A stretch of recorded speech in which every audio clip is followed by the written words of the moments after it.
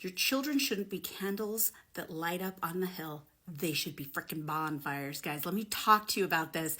25 years ago, when we were praying about whether or not we should homeschool, I literally went to God and said, help, I don't want to do this. I had noticed teenagers, though, walk in the streets, depressed, and all these teens that I knew and young adults seemed so burnt out on life and miserable.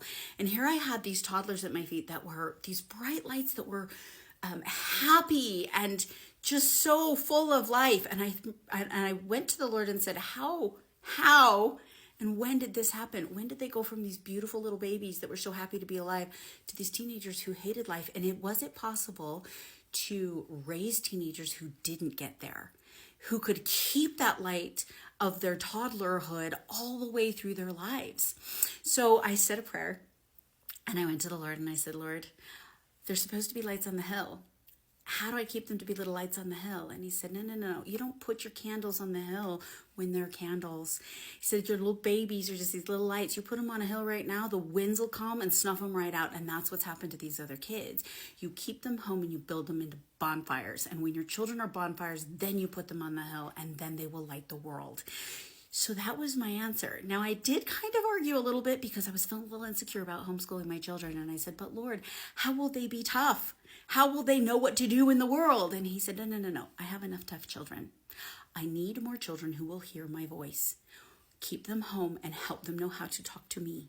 And I will build them into bonfires. Lo and behold, we homeschooled. 20 years later, I have 3 adult children, 2 more on the way, that now light up the room that they walk into. But it wasn't easy. It was a long trip, and I learned a lot along the way. And it's not just about keeping them home. Yes, that's number 1. Okay, keep them home. Number 2, sometimes you can be the one who puts that light out. It hurts. You guys, the day that I was praying, my kids were struggling. I was struggling. We couldn't figure out what was going on. The Lord said, you're the one putting out the light. Ow. Okay, you know why what I was doing is because I had a pre-planned curriculum. I had in mind who they were and what they were going to be and how they were going to get there. And what I learned was that was not going to work that way. Each child had their own gifts and talents and planned for their own lives. And I didn't really know who they were. I was learning to get to know them as they grew up. I was trying to raise a tomato plant and they were sunflowers. And so I had to step back and instead start observing my children. Who were they? What were their talents and skills? What were their weaknesses? How could we help those things to build and grow? So I had to first shift my own thinking. Then I had to make sure that the curriculums and lessons that we did fit those things. One child could not do a book for math. He needed an online program. I had another child who needed a tutor. I had another child who needed more mommy time in her lab, and that's okay. And so we adjusted as we went. Sometimes the light would go out when I would sign them up for a class.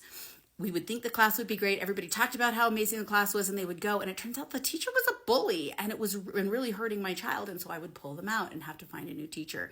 It's all about the ability to adjust and to shift your children according to their needs and their wants and building their true gifts.